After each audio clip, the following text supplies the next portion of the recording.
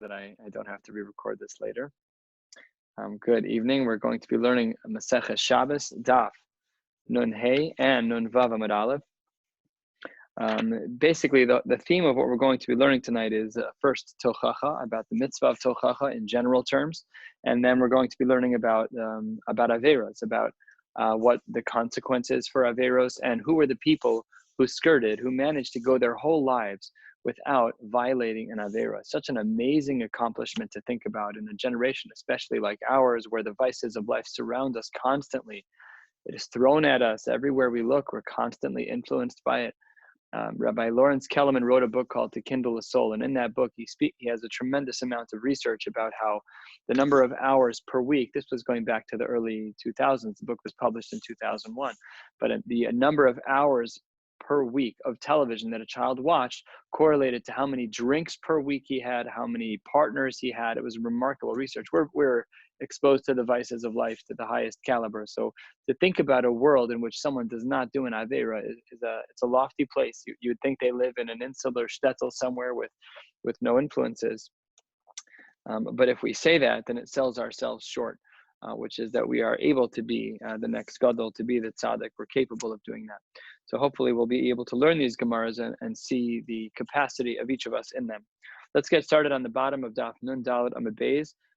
This blot is particularly long, and I am going to read a little faster than usual. There are a lot of psukim. I'm not going to go in depth and to analyze each pasuk and their context, but I will highlight in each pasuk where the drasha is to be made from, so that it can click with the idea that we're learning. We're 6-7 lines from the bottom on Nun Dalet Amud Beis.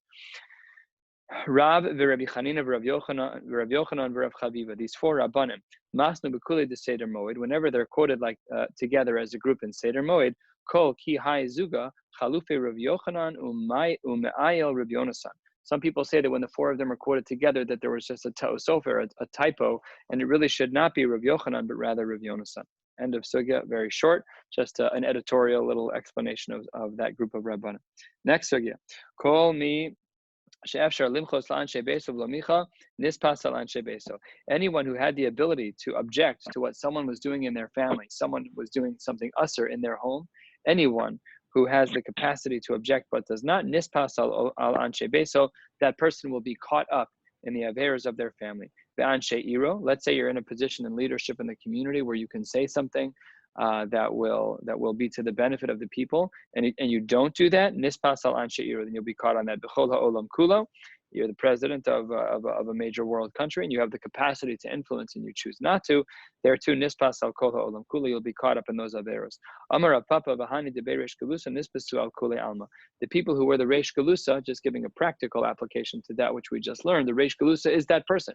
The reish galusa in English is known as the exilarch, someone who has the ability to influence the world stage. That is a rare job, but it is a job of tremendous influence. So where you see the world going in a direction that it should not be, it is your burden, therefore, to ensure that you reprimand accordingly. This is a very difficult thing to do, but it is our burden, our obligation. Okay, 2 lines from the bottom. Amar Papa v'hani de reish galusa. I said that already. Last line. Ki hada amar Rabbi Chanina. This is like what Rabbi Chanina said. What does the pasuk mean? Hashem b'mishpat yevoim ziknei imo v'sarav. What does it mean that it's going to be with the ziknei imo, the elders of the city and its people who are in it? Ziknei iro, the top Rashi on the next page says that this refers to people who are in the Sanhedrin. You think the people in the Sanhedrin are doing averas right and left? That's ridiculous. That cannot be our assumption. They were tzaddikim gemurim. So it says the Gemara, im sarim chatu, if the people who live in the place, if the officers sin, so then zakenim macheto, what does that have to do with them? Answers the Gemara, our exact point. Elaima al zakenim shelo michu b'sarim. The reason why the zakenim were included, they were nispas, they were caught up in the same aver because they did not give the appropriate musar. We're now on the top of Nun Hey Amud Aleph, 2 lines down. Rabbi Yehuda Hava Yosef Kami de Shmuel. Rabbi Yehuda was sitting in front of Shmuel. Famously, Rabbi Yehuda was the Talmud who learned both under Rav and Shmuel, seemingly one of the only Talmidim to do such a thing, and he was now learning under Shmuel. There was a woman who came to see Shmuel, Katzavcha Kameh, and she was screaming and crying. And Shmuel did not really give her the appropriate time of day. Omar Le, the Talmud said, Rabbi Yehuda said to Shmuel, O Savar Leimar, don't you hold of the pasuk that says, Otem Ozno Mizakas Dal, Gam Hu Yikra Velo Ya'aneh. If you don't listen to the person who's screaming, then when you call out, you won't get answered. How do you not answer the woman? How do you not answer someone who's screaming and crying? Says the Gemara, Amar le Shinana, my bright one, Rabbi Yehuda, you need to understand a little better. Reishcha b'kerire, your Rosh, your leader, namely me, he's talking about himself, me, Shmuel, I'm good. Reisha de Reishech, but my Rebbe is in trouble. Take a look at the top Rashi, second Rashi on the top line. Reishcha b'karire. Ani, shani Rabcha, I'm your Rebbe, eini nichve, I'm not going to get burnt. Aval Mar Ukva, my Rebbe, again, this is Shmuel talking, so Shmuel's Rebbe was Mar Ukva, shehu Rosh Li Velach, Ve'av Bezdin, Yichaveh B'chamen, because he taught me. So he needs to be giving me musar. It almost seems like Shmuel's absolving himself in this catch-all of someone larger than you, someone greater than you, who's your Rebbe. What does that mean? Every time I do an aver, it's my Rebbe's fault. Very difficult to understand. So says the Gemara, Hayasiv Mar Ukva, Hayasiv Mar Ukva Bezdin. He was the head of the pack. Tichsiv, as the pasuk says, Beis David, the house of David. We'll get back to these two words. This is the crux of the drasha here. Beis David, the people who were the leaders. Ko Amar Hashem Dino Lavaker Mishpat Ve'atzilo Gazul Miyado Sheikh, to prevent people from stealing from others. That there will be fires and they will not be put out. Rashi here highlights the second line of Rashi. You can't get punished unless you have the capacity to judge, the capacity to lead. So again, just all part of the same thing, and that's going to be, we'll do a little bit more about this, but at this point is really the end point of the sugya with just a couple of other smatterings to discuss. And we need to make sure that if we are in a position of influence and things are going wrong, then we need to make sure that we are doing so. It would be wrong of us, and we will be caught up in the averas of those who do things wrong without us having given them the appropriate and measured musar. Continues the Gemara about 12 lines down. Amar le Rav Zer le Rav Simon. What about giving musar to the people who are in the house of the Reish Galusa? Let's say that they need musar. Should we be giving them musar?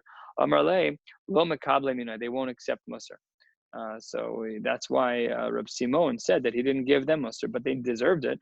Amar le afal gav de lo mekable luchachin humar. Even if they don't listen to you, you should still give them musar. They should know. You should make a stand. They should know that they're doing something wrong. There was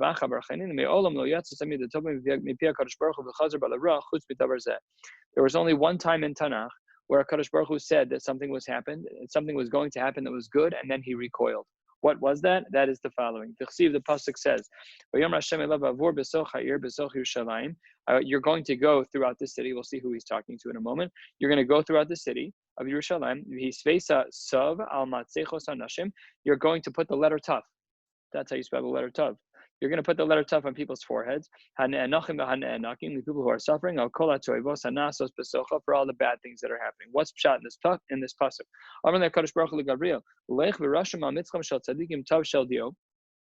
You should go to all the tzaddikim in the community, and you're going to take ink, and you're going to put the letter Tav on their head. So that the Malachei Chabala, the angels that kill the Malachei Amavis, will know not to kill those people. However, when it comes to the foreheads of those who are Rishayim, you should put the letter Tav on their heads as well, but instead of ink, it should be blood. Why? So that in fact they do get killed. Conceptually, of course, not literally. Amra Midas Hadin Lifnei HaKadosh Baruch Hu, halfway down in Hamid Aleph. The Midas Hadin says to HaKadosh Baruch Hu, Ribono Shel Olam, Mani Shtanu Elu Me'elu. What's the difference between the Rishayim and between the Tzadikim? Amar Lahu, Halalu Tzadikim Gemurim, Halalu Rishayim Gemurim. Look at the different people. These people are Tzadikim Gemurim. They do everything right. They're Baalei She'ifa. They're trying. They're growing. And these other people are Rishayim Gemurim. They're trying to fail, and they're succeeding at failing. They're doing terrible. So they deserve different consequences. That's why Gavriel put the letter Tav with ink on one and the Tav with blood on another. Amr Lafanav Ribono Shel Olam. He said the Midas Hadin says to HaKadosh Baruch Hu, but the tzaddikim, they should have been pushing against the Rishayim, saying, no, it's not right what you're doing. You need to be doing better. That's not right. That's not right. Says the Gemara, Amar Allah, Hashem said to the Midas Hadin, Kadosh Baruch Hu says, I know that if the tzaddikim would have given musar, if they would have tried to rebuke these Rishayim, that it would not have worked.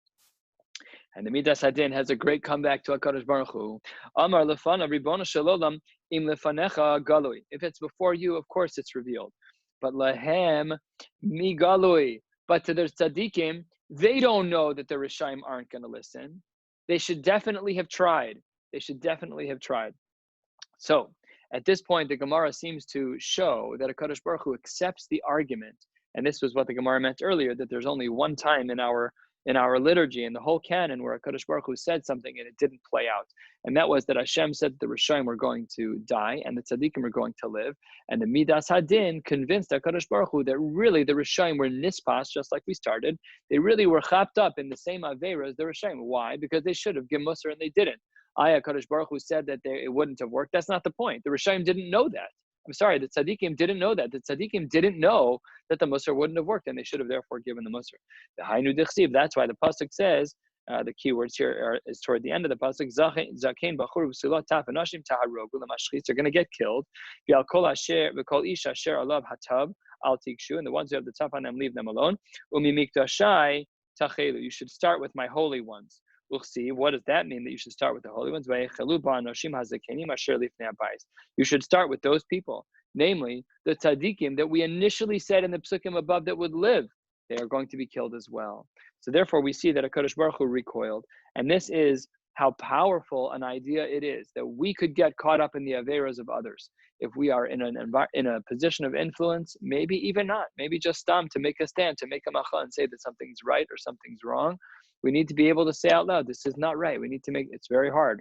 It's very hard, but we need to make sure that we're making an appropriate stand when it's appropriate to show that that Kavod Shamayim is being upheld. The Gemara here continues. We're right at the very last line of the thinner lines on Daf Nun Hey Amud Aleph, about 2/3 of the way down, though we have more than 1/3 of the words left on the page. The Gemara gets quite wide quite quickly. Here we go. Tani Rav Yosef al Tikri Miktashai Ela Mekudashai, those who I have sanctified. Elu bnei Adam shekaimu es haTorah kula me'alef ve'ad tav. These are the people who have kept Torah from beginning to end, from Aleph until Tav. We will see later in the Masechta, I believe it's on Daf Kuf Daled, where we analyze the Aleph bays. So Aleph ad Tav, it may sound like like the Amazon logo, where it's like A to Z. In Hashkafa, that is not what Aleph ad Taf mean. Aleph is an idea, and Taf is an idea. Every letter is its own inyan. There are books on this. I believe Art Scroll put out a book called The Letters of the Alphabet, and it's quite mystical in its nature. And we'll learn more about that in about 50 blot or so. So let's continue in the Gemara. We're at the first of the middle width lines. The word miyad, according to the Hagos B'Tzionim, is taken out. And now we're going to read the next pasuk. The 6 men, we'll see that these are all Anshe Chabala, these are all Malachi Amaves. The 6 men were coming to the Shar Elyon, to the upper gate from the north. They had their destructive utensils in their hand. And one of them was wearing special garments. And he had some ink on his clothing to use. And they started their damage from the Mizbeach HaNachoshes. Asks the Gemara, Mizbeach HaNachoshes mihava? At this point in time, there was no Mizbeach HaNachoshes anymore. So what do you mean the Mizbeach HaNachoshes? How could that be? Says the Gemara, it doesn't mean literally. You should start from a place where people would say Shira for me, and that's by the Mizbeach HaNachoshes, from the Mizbeach. Who are these 6 people? These are not names that we should be giving our children, either literally or as nicknames. All names of destruction. Why was the letter Tav used in the Psukim here and used on people's foreheads? Says the Gemara, a whole bunch of shitas. Omar Rav, Tav is representative of Techayeh, that you should live, and Tav is representative of Tammuz, that you should die, because that's how the pasuk was arranged. That the Tav made out of ink was a tzaddik, the Tav made out of blood was a rasha. One was Techayeh, one was Tammuz. Ushmuel Amar, Tammuz chus avos. The letter Tav was to represent the completion of this chus avos, that we no longer had chus avos. Very, very, very important Tosfos here, because this Tosfos highlights the fact that what does it mean that we even daven now? We say every day Birkas Avram in the beginning. We say Elokeinu v'Elokei Avosenu. We always invoke the names of our forefathers all the time. Yom v'Layla, every single tefillah, we do it all the time. So but Shmuel said we have no chus avos. So take a look at Tosfos just very quickly. We're not going to learn the whole Tosfos, just the very beginning. Tosfos Tibra Maskul Shmuel Amar Tamas chus avos. Says Tosfos Omer Rabbeinu Tam the chus avos tama. Aval bris avos lo tama. The aksiv is zacharti as brisi Yaakov af le'achar galus. V'anan ein anu mazkirin zchus avos ela habris. Okay, that's the first shita in Tosfos, that it's true that nowadays we're really not davening because of zchus avos, that we lost. We're going to see when we lost that, a variety of shitas, even seemingly in the times of the Nevi'im, that we no longer have zchus avos, but we still will always have bris avos. It's a bris krusa. It lasts forever. It will never change. But zchus avos can be lost and has been lost seemingly. Again, we'll see what Shmuel is referring to in regards to time frame, but certainly it seems that it's toward the end of the canonization of Tanakh. Continues the Gemara in the name of Rav Yochanan. Rav Yochanan Amar Tachon is zechus avos. Tachon is from the word chonein, chanina, like grace. It's a good thing. He's saying it in the positive, that the letter Taf is representative of Tachon. Reish Lakish Amar Tav Sof Chosama Shel HaKadosh Baruch Hu. The letter Taf is the last letter in the signature of HaKadosh Baruch Hu. Of course, famously a well-known Gemara. The Amar Rabbi Chanina Chosama Shel HaKadosh Baruch Hu Emes. The signature of HaKadosh Baruch Hu is Emes. So much to speak about in this regard, but not for now. I just have a lot to learn tonight. Rabbi Shmuel Bar Nachmani, Elu b'nei Adam shekaimu es haTorah kula me'alef ve'ad tav. The reason why we talk about the letter Tav is because of people who kept the Torah up until the letter Tav, meaning they kept everything. Me'alef ad tav, they were all inclusive Jews.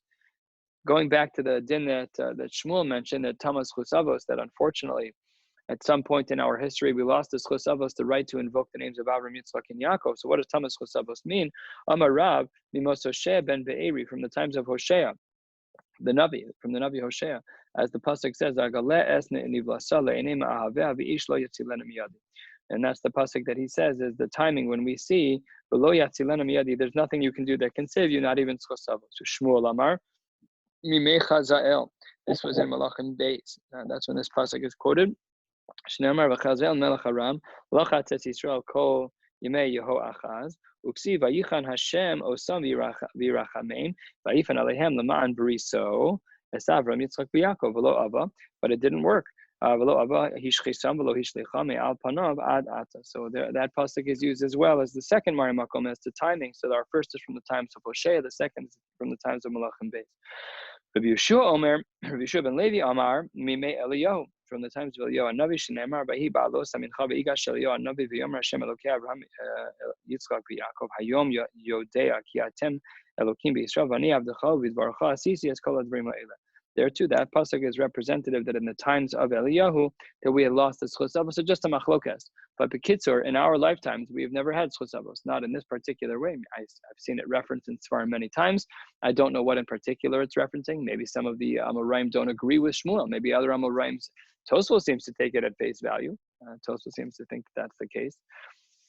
Not so pashut to say that there is zchus avos anymore, and there are psukim about this, so we say them all the time. They're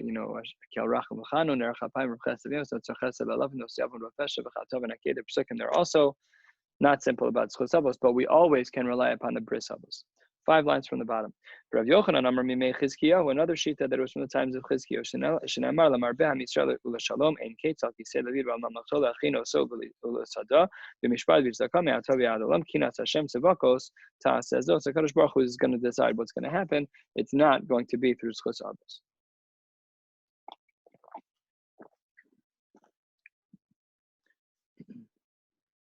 Amar Rav Ami ein misa b'lo chet.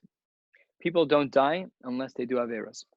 Ve'ein yisurim below avon, and a person is not going to get yisurim. They're not going to have challenging experiences in their lives unless there is an avon. What's the difference in chet and avon? Not for now. Seemingly, obviously, a chet seems to be worse, but one would have thought under other contexts that an avon is different. But here we're going to just take them at face value that they are both obviously bad. So this is going to be, we'll see, a machlokas in the Amoraim. Is death the result of chet, or does death just happen? Let's say that we had today someone who never in their lives did a chet. Would they live forever? Would they live past 120 years? So we're going to see tonight that there were only a handful of people who lived like that, and yet they all died. So what happened? So that's obviously going to be the other side of the coin. So these are the two aspects of chet and avon, that by misa only happens when there's a chet, and yisurim only happen when there's an avon. Let's look at the Mari Makomos, 3 lines from the bottom. That the soul that sins, that's the one that dies. Ben lo yisa be'avon ha'av lo yisa be'avon ha'ben tzidkas ha'tzadek alav tihyeh rishas ha'resha alav tihyeh. It's just the rest of that pasuk. But from the first part of the pasuk, it seems very clear, black on white. Hanefesh achodasi tamus. What about Yisurin? Last line. Ein Yisurin below Avon. A person doesn't get Yisurin, they don't get life challenges without having done an avon. You're going to be judged with a sheva, with a stick, with a staff, pisham for your pesha, uvinagayim, and with nagayim avonam. Turning to the top of Daf Nun Hey Amud Beis. So right now it seems to be the case that the only time a person dies or gets yisurim is when they in fact violate one of the halachos in the Torah. But looking at the top of Nun Hey Amud Beis, the Gemara says, "Meisive, hang on one second. We have a source in the Tanaim that seems to argue that way. Why is it that you gave a consequence of death to Adam Arishon? Amar lahem, HaKadosh Baruch Hu says back to the Malachi Asher's mitzvah kala tzivi. I gave him one simple mitzvah to keep, and he broke it. I said, don't eat from the Eitz Hadas Tovara. Amru le, they said to him, V'alo Moshe ve'Aaron shekimu kol haTorah kula v'meisu. What about Moshe and Aaron? They kept the whole Torah and they died. So why? I don't understand. Like, what is the deal here? So Amar lahem, HaKadosh Baruch Hu says back to them, Mikra echad letzadik ol rasha letov v'gomer. There is one occurrence that applies to both a tzaddik and a rasha, and that is death. So what we see from this brisa is not like we opened with this Gemara. We started our Gemara by saying that Misa requires Chet and Yisurim require Avon. Yet we see from this brisa that Moshe and Aaron, who had no Chet and Avon, they still died. So which one is it? Says the Gemara, Huda Amar, the opening Amora of our Gemara, who said that death only comes about from Chet. Huda Amar ki Haitana, he follows the following brisa. The Tanya Reb Shimon ben Elazar Omer, Af Moshe ve'Aaron bechatasam mesu. They in fact did do an avera. What was their avera? Shenamar ya'an lo ha'emantem bi, because you didn't believe in me. Ha'emantem bi. But if in fact you would have believed in me, then taka adayin lo higi ezmanchem lipater mina olam. Then you wouldn't have died. So that's one shita in the Tanaim, is that we hold that death comes to everyone. I think that's been our world experience, though I don't know how many people have remained sin-free their whole life. And the other shita is that no, if you don't sin, you're never going to die. And that seems to be the shita of the opening Amora. Let's see the next piece of the Gemara, Meisive, about 10 lines down with Hamad Beis. Arba'a Meisu be'itav shel nachash. 4 of them died with the death of a snake, not meaning anything negative here. It's actually the opposite, that they died in that they never did any averos. They lived out their whole life. Ve'eluhain, who are they? Binyamin ben Yaakov, obviously, famously Binyamin. Ve'amram avi Moshe. Amram, who was the father of Moshe, never did any averos. Ve'yishai avi David. Yishai. The Kilav ben David. Kilav was the second son that was born, the son born after the child of Bathsheba, after the child that they had. So the next child was called Kilav, and he was a big tzaddik. We had his name previously somewhere in Shas, since in the last many months, don't remember where. Maybe David or Mr. Sher. Well, I don't know offhand. The Kulhu Gemara, all of this is a Masorah. We're not sure, we don't have a Amar Malcolm for all of them. We're sure about it because it is our Masorah. We don't have a pasuk Labar mi Yishai Avi David, except for Yishai. Yishai was a tzaddik, and he was a perfect tzaddik. The Mefarish Beikra, first of the longest lines. The Mefarish Beikra. What does the pasuk say? The pasuk says, "V'yas amasa sham Avshalom tachas Yoav Sar Tzavav Amasa ben Ish Ushmo Yisra HaYisraeli Asher Ba'el." Here's keywords: Avigail bas Nachash, Avigail, the daughter of Nachash, who was Achos Tzeruya im Yoav. So says the Gemara, Avigail's father's name was not Nachash. V'chi bas Nachash Avoy. Was she born to a Nachash? Being a little playful, obviously, a little tongue in cheek. V'halo bas Yishai Havoy. So we can see from the Psukim that it's definitely the case that Avigail's father was Yishai. So what does it mean, Avigail bas Nachash? Ella. This is 4 lines down in the widest lines. Ella bas mi shemes be'itav shel Nachash. This was the person who died only because of the snake, namely that he had not done any averos. Says the Gemara, who is this brisa like? Ilema Tana de Malachi Ashares. If you're saying that it's like the brisa of the Malachi Ashares, Va'ika Moshe v'Aaron, that doesn't work because we have the shitas of the lives of Moshe v'Aaron. Ela Lav Reb Shimon ben Elazar he Ushma Mina Yesh Misa below Chet v'Yesh Yisurim below Avon v'Tiyufta de Rabami Tiyufta. And we conclude in the Gemara, like the Metzias of our lives, that we know that Rahman al-Islam, people do die. And there's nothing that we can do about the final din. We can lengthen our lives by tefillah. We can make the value of our lives greater by mitzvos and relationships, but we cannot change the final outcome that a person will eventually die. two dots, 1/3 of the way down on Nun Hamid base. Says the Gemara, Amar of Shmuel bar Nachmani, Amar of Yonasan, Kol Amar Ruvain Chata Einu El Torah. Anyone who says that Ruvain, the child of Yaakov, did an Avera, that is a mistake. Shneimar Vayihu b'nei Yaakov Shnei Masar. And what does that pasuk mean? Melamed, what does that teach us? Melamed shekulan shkulim ka'achas. All of them are the same. All of them, they were big tzaddikim. So Ruvain never did an Avera. Why isn't he included in the list like his brother Binyamin? Good question. So that's they're just not all listed that way. But some of the Meforshim do explain that it doesn't mean that Reuven didn't do any Averas. It means he didn't do the Avera that everybody thought he did. What Avera were we talking about? So we will see shortly what that is. Elamani Mekayim Vayishkav es Bilha Pilegesh Aviv. The pasuk says in the Torah that Reuven seems to have been intimate with Bilha, who was the concubine of his father Yaakov. So what do you mean? If the pasuk says that he was intimate with the concubine with Bilha, so then he was intimate with Bilha. Like why are there two ways about this? So of course, who klal gadol b'Torah? We never look at a pasuk only through the lens of the English translation. We always look at Torah through the lens of Chazal. How did the Chachamim understand this pasuk? Malamed shebilbel mitzao shel aviv. He moved the bed of his father into the tent of Leah. That's what the pasuk means. Leah was Reuven's father and Reuven's mother, excuse me, and he felt for her that she didn't get the good end of the deal here because Rachel got Yaakov first, and it just wasn't kishmak for her. So that's where Reuven was coming from. It doesn't mean that he was actually intimate with Bilhah, but rather that he made a siman ladavar. He moved his father's bed. He moved Yaakov's bed to Leah's tent to indicate that her kavod needed to be kept. However, that was a mistake. And that was treated with the equivalent crime of being intimate with Bilhah, which would have in fact been a very big crime. Tanya Reb Shimon ben Elazar Omer Mutzal Oso Tzadik Me Oso Avon V'Laba Ma'aseh Zel Yado. This tzaddik of Reuven never did this avera, and it never came to pass. Efshar, because had it been that he would have done that, Efshar Asid Zaro Lamod Al Har Eval, could it have been that his progeny down the road would have stood at Har Eval? V'Lomar Arur Shochedim Eshes Aviv V'Yavo Chet Zel Yado. It just can't be. It just can't be that his descendants would have been on a level to say this curse of Arur on Har Eval of Arur Shochedim Eshes Aviv. Can't be that it did the Avera. So then how does this Tana understand the Pasuk? Elamani Mekayim V'Yishkav es Bilha Pilegesh Aviv. We saw the previous explanation, according to the previous Tana. How does Reb Shimon ben Elazar understand it? Says the Gemara, Elbon Imo Tava, similar language. The insult of his mother is what he was trying to reclaim. Omar, imachos imi, haisatzar imi. If my mother's sister Rachel, namely, if my mother's sister Rachel was difficult, tzara is a reference in Tanakh to the other woman. We have this by Chana and Penina as well. So if it's tzara, if Rachel was a tzara to me, so then shivcha sachosi achos imi tehei tzara imi. Then of course a shivcha maidservant would be as well. Therefore, what did Reuven do? Amar al bilbel es mitzah. He moved. It says he moved her bed. It's really just a reference to him moving his father's bed, but not him. Acher momrim. There was another shita here. This is the third shita in the time about Reuven. Shnei matzos mitzaos bilbel. He moved two beds. Achas shel shchina ve'achas shel aviv. One bed that belongs to the shchina. What exactly does that mean? And one bed that belongs to the aviv. Take a look at Rashi. About 10 lines down in the Rashis. In all four of the tents of his wives, Rachel and Leah, Bilhah and Zilpah, Mamid Mita l'Shchina.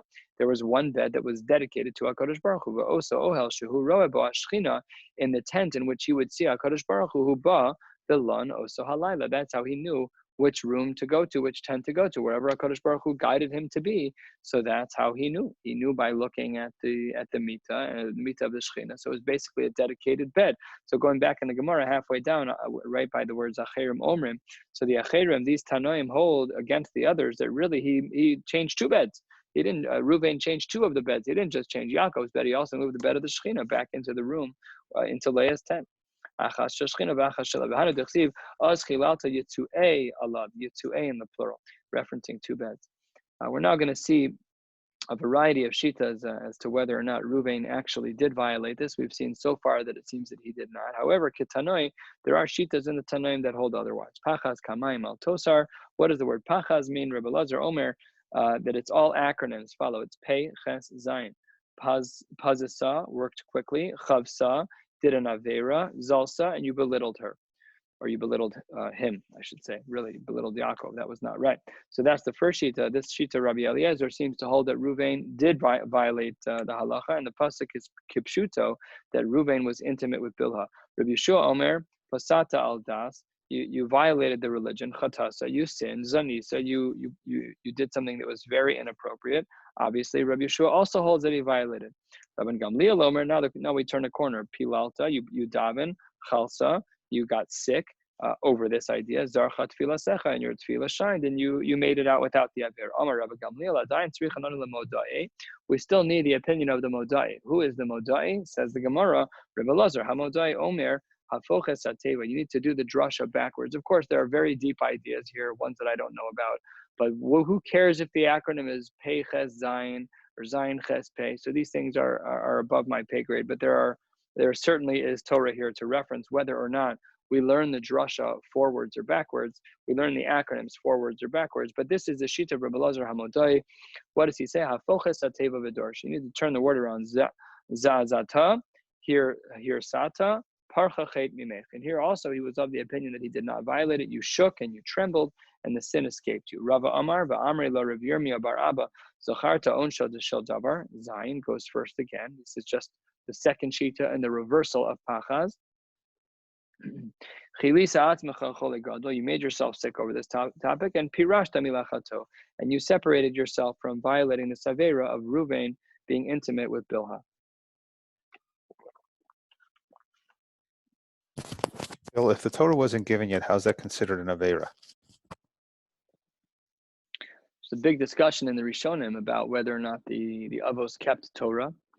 The reason why your question is so good is that we know that a goy that keeps Shabbos is chayiv misa. Shabbos is for the Yid. Shabbos is not for anybody else. So we used to run NCSY Shabbat. For a decade, I ran NCSY Shabbatons along with a team of people. And we always had the token kid whose mother was not Jewish. She was our Shabbos guy. We'd always force her to be Machal Shabbos because goy Shabbos is chayiv misa. And the Lubavitcher Rebbe held that that there was a mitzvah of kiruv on goyim, on a goy, because the goy had sheva mitzvos b'neinach. You weren't allowed to lead a goy to death. So where you had the opportunity to make a goy b'machal Shabbos, I'm not speaking in halachic terms in regards to amir la'akum, but yesh bazeh davar mad. The Lubavitcher Rebbe held. I had this story as a moel. Someone came over to me and said, "Can you please do the circumcision for my son?" I asked if they're Jewish. They said no. Then I got a phone call from a Lubavitch Rav here in town, and he said, "Yeah, I'm their rabbi." I'm like, well, "What do you mean you're their rabbi?" Said the Lubavitch Rebbe held that you have to do kiruv by goyim to make sure that they are not chayiv misa. So this was a big shaila in the Rishonim. Some say that they intuitively kept all of the mitzvot. Some say that they halachically kept all of the mitzvot. How is it that Abraham had butter and meat by the guests, by the three malachim? So maybe the answer is that it's only derabanan, and they didn't keep derabanan. This is a whole sugya in the Rishonim. This is not a simple thing. But clearly from our Gemara, there's an assumption that they kept the basics. Obviously a lot of the halachos that we have are mishpatim. They're super logical. We don't need a shulchan aruch and a shach and a taz to know that it's inappropriate for a person to sleep with his father's concubine. That doesn't require anything more than that. A lot of these halachos are anyways obvious to them. Some things that are less obvious, like shatnez, you need a pasuk for that. That's not svardik. No one's going to come up with that on their own. So in short, there just is a big machlokas about that, but there had to be some balancing act, because not only that, but a guy who learns Torah, there's also a chiyuv misa. How much Torah? You're sitting on an airplane and give shat and pasuk a break. Okay, these are sugyas. I'm just saying that as it relates to the avos and your question, it's a big machlokas in the Rishon. And you gave the bris without a bracha. What? You did the bris without a bracha? Oh yeah, of course. Maybe the going. Yeah, so what happens later on if he wants to be a big gayer? Only if my kavana was to be megayer al das gerus. Otherwise, it's a zero. He would need another hatafas tambris. But in general, in those cases, I have kavana because, especially in a case like this, the guy was wearing tzitzis longer than mine. I'm saying, it's not like he wasn't connected. So in cases like that, I always have kavana. And the Noda B'Yehuda paskins that in case, I believe it's the Noda B'Yehuda who paskins that when a moel is doing a bris l'shem gerus, you don't really, ideally, you need 3 edim, but b'diavad, you can rely on the fact that the edus of gerus is only by the tvila and not by the mila, but that is its own sugya. So I just want to continue because I don't want to keep everyone up too late, and I have a meeting at 10 o'clock. So let us continue. Ruvain, this is just an acronym, just kind of like a header of what to see. We already saw Reuben. Really, this belonged before Reuben. B'nai Eli, B'nai Shmuel, David, Ushlomo, V'yoshi, Simon. We're going to discuss all these people and whether or not they actually, in fact, violated their averos. Continues the Gemara, Amar of Shmuel bar Nachmani, Amar of Yonasan, Kol Amar B'nai Eli Chatu Einu Elatoe. Anyone who says that the children of Eli violated a halacha, we'll see soon that this was one about business. Anyone who says that they violated this, I think that's one it is, that it's, anyone says they made a mistake, that's not correct. Shne'amar, V'sham Shnei B'nai Eli, Chofni uPinchas Kohanim LaShem, Savar LaRav, Savar LaKirav, we hold like Rav, the Amar of Pinchas, Lo Chata. He says that Rav Pinchas never did an Aveira, Makish Chofni LaPinchas, and Chofni and Pinchas were compared to one another, Ma Pinchas Lo Chata, Av Chofni Lo Chata, so that we just make a comparison between the two of them, and we are able to infer for very deep reasons, not for topical, simplistic reasons, that they are in fact connected to one another. So if that's the case, I was wrong. It wasn't about a business. This was about something inappropriate. That these men were doing things that were inappropriate, that they were sleeping with women that they were not supposed to. Says the Gemara, no, they were not actually intimate with them. Because they delayed the women that they were interacting with from getting back to their husbands, just the delay. Therefore, it's as if they violated the issur of sleeping with these women. That's wild. That's why there is sometimes a trend, unfortunately, in communities that the number of women who go to the mikvah on a Friday night is lower than the other nights of the week. Hashem Yerachem. 1/7 of all women who go to the mikvah should approximately fall out on a Friday night. You find Friday nights difficult, you're not allowed to postpone the mitzvah of Ona. The mitzvah of Ona is a burden on a husband, a burden on a man to be available to one's wife. You don't have the right to be. It's like skipping tefillin for a day. It's a mitzvah saseh shel Torah. We don't have the right to do that. If a woman is mocheles, that's different. But even then, it's still not ideal, not allowed. And we can see a strong reference here. We do not push off the opportunity for the mitzvah of Ona whenever it is applicable. Gufa, 12 lines up. Amar Rav Pinchas lochata. Amar Gufa, Amar Rav Pinchas lochata. Shne'amar v'achia ben achi tov achi yichevod ben Pinchas ben Eli kohen Hashem efshar chata bali yado v'akasav miyacha. So you're going to put Pinchas in the same pasuk as Achia, who was a big tzaddik? No, it has to be that they were both tzaddikim. V'alo kvar ne'amar Karesh Hashem leish asher yasena er be'ona me'oh laYaakov u'magish mincha laHashem tzevakos. What does this mean? Asher yasena er be'ona. What does that mean? If this person who you thought might have done something wrong was a Yisrael who, so then lo yiyeh lo er b'chachamim v'lo ona b'talmidim. He won't be among the chachamim and he won't be among the talmidim. He's not the kind of person who would be in close quarters with Givaldic people. V'im kohenu, if he was a Kohen and he did something wrong, lo yiyeh lo ben Magish Mincha. He will not have a son who's serving in the Beis Hamikdash to bring the Korban Mincha. Elalav Shmamina Pinchas Lochata. Must be the Pinchas did not sin. I Elahaksiv Asher Yishkavun. Going back to the children of Eli, the pasuk says in plural that they laid with those women. So it says the Gemara Yishkavan. It was only in singular, and it was talking about only one of the people, just Chafni, not both of the boys. Vaksiv El Banai in plural. Kilo Tov Hashmua. So how does the Gemara answer that? It's in plural again. Again, this is such an important reminder. We don't learn psukim only through our own lens of intellect. We always learn psukim through the lens of the chachamim. Any pasuk learned on a vacuum, we're wrong. Pshat is going to be wrong. It's not possible to understand pshat in a pasuk. It doesn't mean that it's yote midei pshuto. There's the big machlokas rishonim, Ibn Ezra and Rashi. Ibn Ezra was a stickler for pshat in the pasuk, even sometimes in the face of Chazal. Rashi was never like that. So this is a methodology question as well in regards to how to learn the psukim. But we are not able to learn psukim without this. The pasuk imply extremely strongly. They say directly that they did things wrong. Reuben slept with Bilhah. The Bnei Eli, they did these averes with women. Says the Gemara, no, they did not. Amar Rav Nachman bar Yitzchak b'nei ksiv. It's not plural, it's only singular. V'haksiv ma'avirim, plural. Amar Rav Huna bar Yeshua ma'aviram, ksiv, only singular. V'haksiv b'nei Bilial, plural again, the two boys of Eli. Maybe they did the avera, says the Gemara. Mitoch shahaylo lepinchas limchos lechafni v'lo micha ma'le alav akasu ki'ilu chatat. This is different. This is that Pinchas may have been looped in. He didn't do the Aver himself, but maybe he was connected in some way to Chofni's Aver because he should have given Musar, and he did not. Last line. Amar Rav Shmuel bar Nachmani, Amar Rav Yonasan, turning to the top of Nun Vav Amar Aleph, Kol HaOmer b'nei Shmuel Chatu, Eino Ela Toeh. Anyone who says that the children of Shmuel violated halacha, They are making an error. Unbelievable. Look what the pasuk says.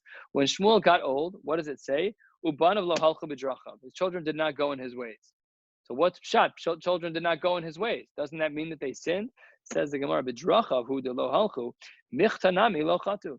Not only did they not go in his ways, but they did not do any averas. This is like parenting 101. Our children don't have to be our clones. They don't have to be drones. They don't have to be our replicas. They can be their own people, and it can all be within the confines of the Dalet Amos Shel Halacha. They could be begeder uvan of lo halchu b'drachav with it also being true that michtanami lo chatu. It doesn't have to be that we create only replicas. Important parenting yesod. Chanoch al pi darko. Every child needs exactly what they need and no different. Elamani makayim. If that's the case, if you're saying that the children of Shmuel did not do anything wrong, what does the pasuk mean? Vayatu acharei habetza, that they went after the bribes. Says the Gemara, no. Again, we always look at psukim through the lens of Chazal. Shelo asu kemaise avim. They didn't do like Shmuel did. What did Shmuel do that they should have learned from but didn't learn from? Says the Gemara, Shmuel atzadik mechazer b'chol hamakomos Yisrael. Shmuel was a dayan, and how did he help the people? He went to the people. He would go to all the cities. The Dano Sam Be'arehem. He'd go to their own cities. Shnei Amar. Where did Shmuel go? V'halach midei shana b'shana. The Sibe Beis El. He went to Beis El. V'hagilgal. V'hamitzvah. V'shafat es Yisrael. So Shmuel, the father, he modeled what it means to help the people. You go out to the people and you service them there. That's Givaldic.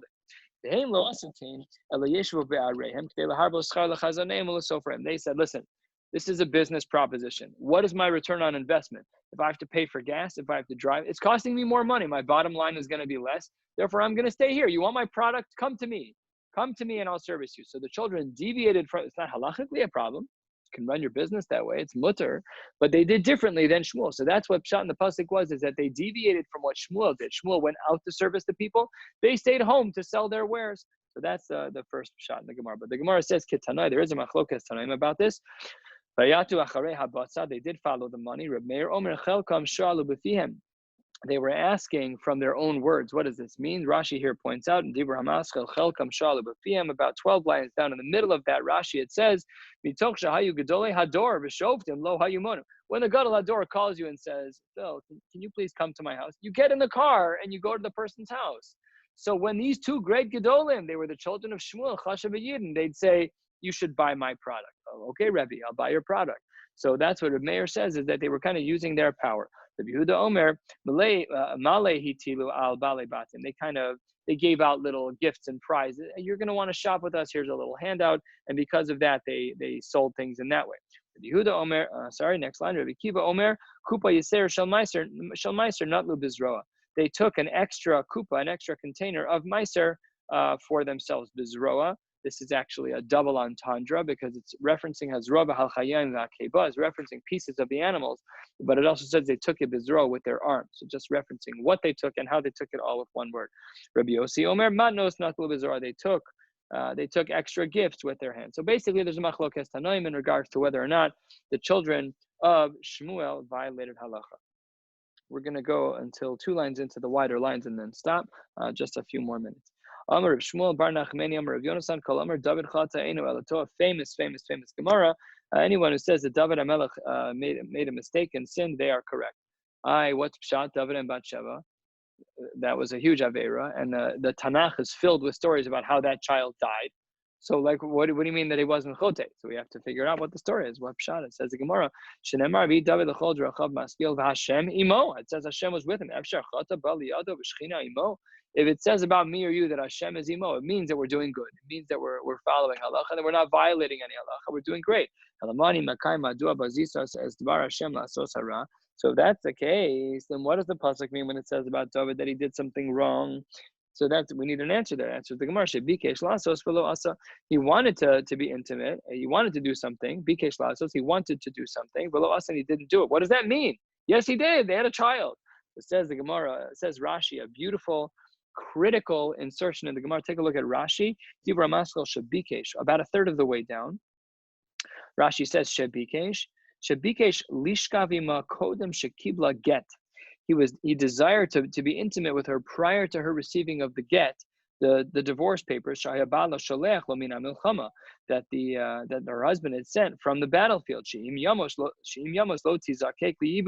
This was a very well-known din. We're going to see soon in the Gemara today that when men would go to war, they'd write a get to their wives, and we'll see shortly. There's a machlokas rishonim about that, but that's what Rashi says here back in the Gemara. What's pshat in the pasuk? Says the Gemara, shebikesh lasos. He was interested in being intimate with her, but she didn't have a get yet. Now Medina, we know that a man, technically speaking, midoraisa, is allowed to have multiple wives. However, a woman cannot be married to two men because then we don't know who the child is. It's yichus problems, because if she's intimate with both men within one tkufa, within one period, we don't know if she then conceives whose child it is. So the reason why we have that is because it's pasuk in the Torah, but that's just a practical concern that emanates from a woman being married to two men. So David, what was interested in being intimate with her, the problem was that she didn't get the get yet. Continues the Gemara, Amar Rab, Rabbi de Asami David, Nahapech v'darash b'schusei de David. Rabbi Huda Hanasi was progeny. He was one of the great, however many greats, insert the appropriate number of grandchildren of David HaMelech. So therefore, he was mahapech. He went out of his way to be darish b'schusa de David, to give pshat in David. This will be our last sugya for the evening. Rabbi Omer Mishune. Skipped a line. Madua bazisa is devar Hashem lasos hara. What does that pasuk mean according to Rabbi? Rabbi Omer Mishuna ra'a zumi kol ra'os shebatorah.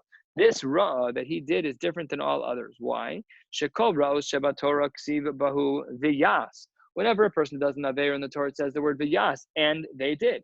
V'kan ksiv la'asos, to do, not that it has been done yet. And that's inference the Gemara made before. Shabikesh la'asos v'lo asa. As Uriah Hachiti Hikisa Becharev. Uriah was the husband of Bathsheba. So if Uriah was the husband of Bathsheba and David killed him, that does not look very good. It certainly doesn't look very good. The question is, was it halachically problematic? So it says the Gemara, Shahai l'chaladuna b'sanhedrin v'lo danta. You judged him on your own and you killed him as a king. This is a machlokas rishonim, the Rambam versus others.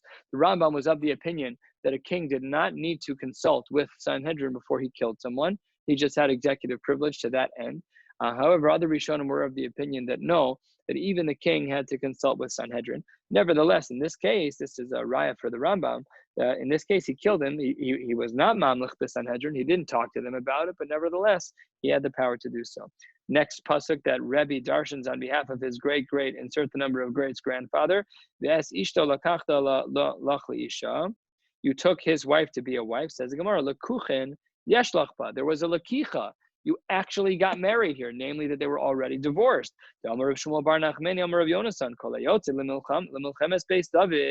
Anyone who went into battle, so the din was kosef get krisus leishto. He would write a get krisus divorce papers. This is a machlokas rishonim. There's a machlokas rishonim here about whether or not the divorce papers that were written in the times of war were written bitznai. Were they written on condition that if Rahman al-Islam, the husband would die, so then Nebuch, then that is when the get would take place. The Mainaf Kamina, if someone was intimate before the husband died, so then that's niyuf. Then you just violated one of the 10 commandments. Mashein Kain, if he already died and you're intimate with that person, then that's not niyuf. The child would not be a mamzer if she conceived at that point. Huge nafkaminas. The other Rishonim hold that no, they mamish got divorced. And then when they'd come back from war, they would get married again. It's a big machlokas in the Rishonim. Says the Gemara, that's what happened. Shenemar, how do we know? The pasuk says, let me read it inside. It's a long and difficult pasuk. Says the pasuk, someone was bringing food to the front lines. You should bring back their arubasam. Says the Gemara, my arubasam. What was that word? Tani Rav Yosef, dvarim ha'me'uravim beino lebeina. You should bring back that which combines, that which links together him and her, namely the star get, to make sure that they could actually be divorced. The pasuk says that, again, Rebbe is trying to defend David. The pasuk says, you killed him, you killed Uriah with the sword of Bnei Ammon, just like if you were to kill Ammon, people of the Ammon nation, if you killed them, you would not be punished. Well, why? Why? You can't just kill one suddenly. That's not permissible. So what is it? What's pshat? Why was David allowed to kill him? We haven't seen what avera he's done yet. Answers the Gemara, my time mored b'malchus. No, the reason why is because Uriah was mored b'malchus. He said something or did something that was not correct. What did he do? Mored b'malchus hava de Omar lay. He said in front of the king, Va'adoni Yoav, my master Yoav. And then the rest of the pasuk reads, "Va'avde Adoni al pnei sadechoni." But he called Yoav Adoni. Take a look at Rashi, 3 inches above where we are. Adoni Yoav lav orach ara lekabel alav marus acherim b'fnei hamelach. It is inappropriate. It is not the right thing to do when you are standing in front of a king to refer to another person as Adon. So we're going to stop here tonight. We'll pick up tomorrow night at Amar Rav, 2 lines into the widest lines. And not tomorrow night, that would be forbidden, but let's try Motzei Shabbos, learning Daf Nun Vav Amud Beis, and as well Daf Nun Zayin. And I hope you each have a wonderful, wonderful night.